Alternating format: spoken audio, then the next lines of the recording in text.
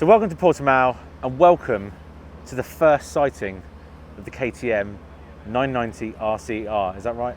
That's right. 100% correct. Yes. This is Gareth Davidson, Product Marketing Manager for KTM at the factory.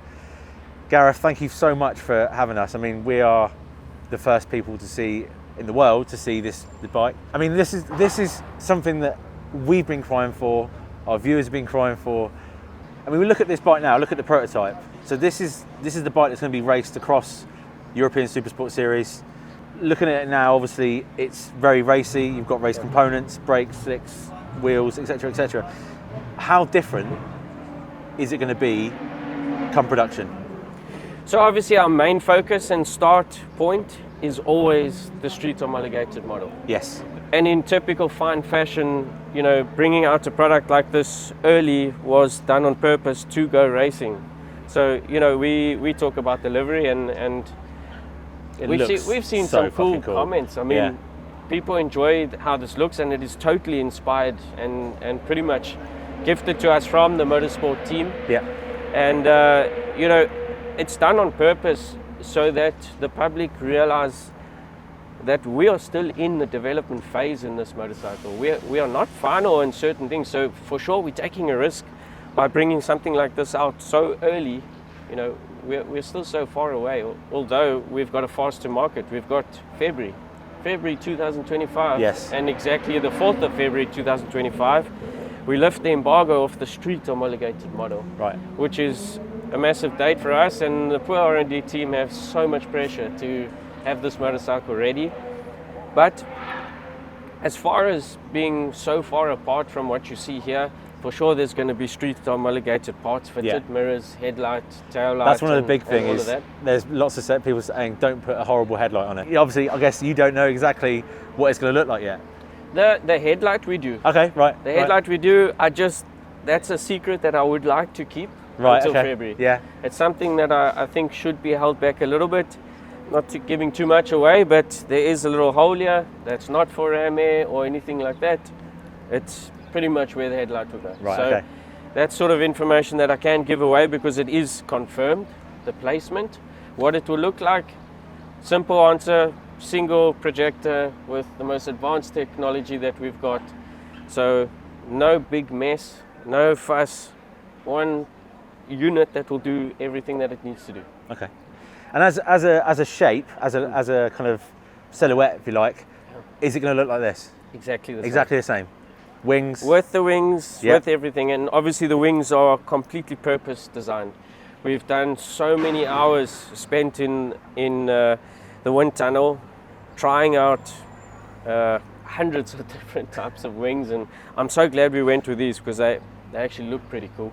Well, the whole thing, just there's elements, so many elements of the RC16 and the MotoGP bike, and that I applaud. I mean, the seat unit is absolutely gorgeous, and you know the front end definitely has RC16-esque you know look. So, you know, that's one thing I do love. Yeah. You know, we work really closely with our motorsport team, so they don't obviously give us all the information. It's that there's some components and things that they do that make no sense for a street homologated model. However, for sure the silhouette, as you would call it, is definitely taking inspiration from something futuristic of our interpretation of what a supersport bike should look like.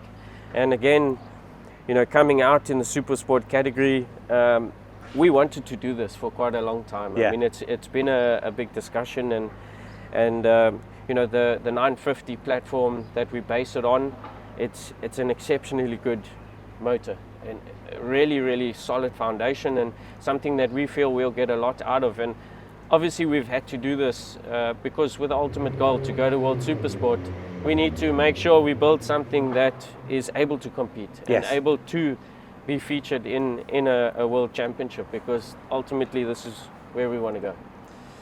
Now, there's obviously lots of people asking, underneath this fairing and all the racy bits, is it just a 990 Duke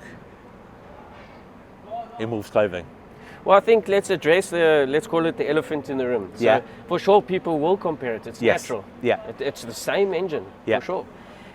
it originally started, if we go right back to when this project was kicked off, and a test ride with Jeremy McWilliams at Idiad in Spain, an R&D guy pulled this Frankenstein of a motorcycle out of the shed and said, "Hey, Jezza, take this thing for a spin."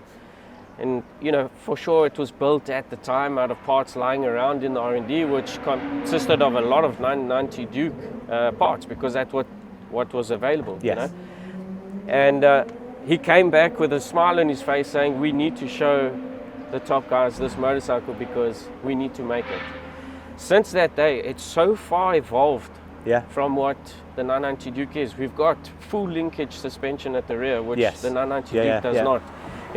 There's tweaks on the frame to give it a more super sport characteristic and handling and feel, but largely it's sharing some components like the engine. The engine is basically the same as what we have in the 990 Duke. I mean, it's stupid to change it. You know what I mean? It's really something that works, and we don't hunt for the tech war of reading a spec sheet without riding a motorcycle. We build motorcycles to be ridden. This is the purpose. So for sure you look at a spec sheet and you go, "Oh, but hang on, look at this." But I promise you, when it comes time, which you will obviously get a chance to at the media launch next year, when you swing leg over this motorcycle, it will completely make sense.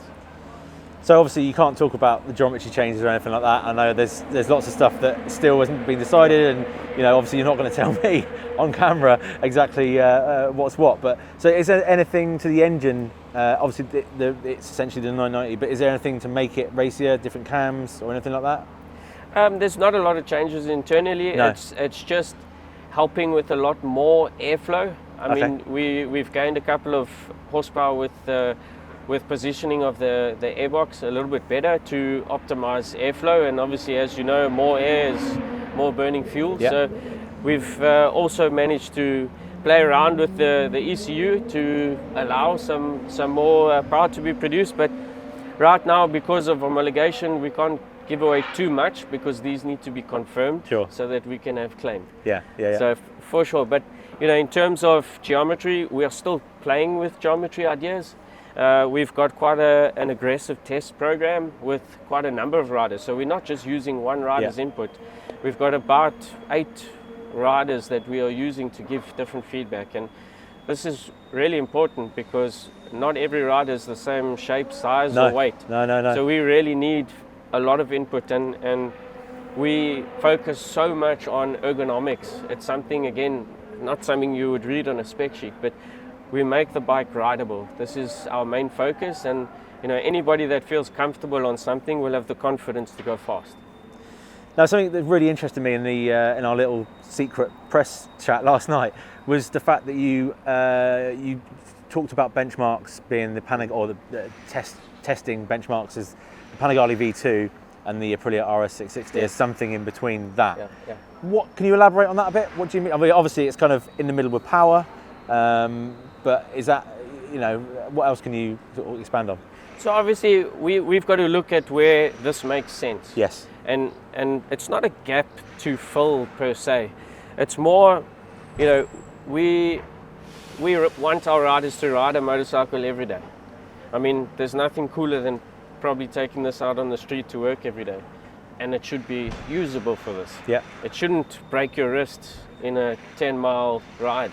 You should feel fresh and comfortable when you arrive there. So we love the handling characteristics of certain competitors, and obviously we like the agility and the performance of others. Yes. But we also don't want to take the engine and make it completely unreliable. We want to make something that works really well. And also, it's again, like I mentioned earlier, we're not a hunting for power, because you're a rider yourself. Torque is what makes bike easier to ride. Horsepower, I mean, anybody can ride a motorcycle with a lot of horsepower, but torque is what makes the journey of being a fast rider something, and a motorcycle easy to ride. Motorcycles with very low torque but massive horsepower, speak to anybody, look at the old two-strokes from MotoGP back in the days. They were demons to ride, you know. So we focus our attention more on torque. And you know, this obviously comes and stems from the Duke range, where we really focus hard on making our motorcycles the class leader in the torque, and this will be a class leader in the torque figures. Obviously, once we get everything confirmed, that we can then claim our figures, but we are striving to be a class leader with torque figures for sure. It's something quite interesting actually, quite apt when you look at something like the R6 and its high peak power, low torque, and it struggles against the GSX-R 750, Ducati V2s and the Triumphs. And of course this is going to go head to head with all of those bikes. So I mean, I really hope this is a gateway for other manufacturers to do the same, because this is the future. I think it's safe to say, with all the news of MotoGP and how Dorna control world superbikes and the low sales, low volumes of litre sports bikes, whether you like it or not, this next generation super sports bikes is the future, and I think we've got to embrace it. But I can't wait to have a go. So yeah, thanks Gareth. I can't wait to see you ride it. Can't wait. Hopefully lots of wheelies. Yes.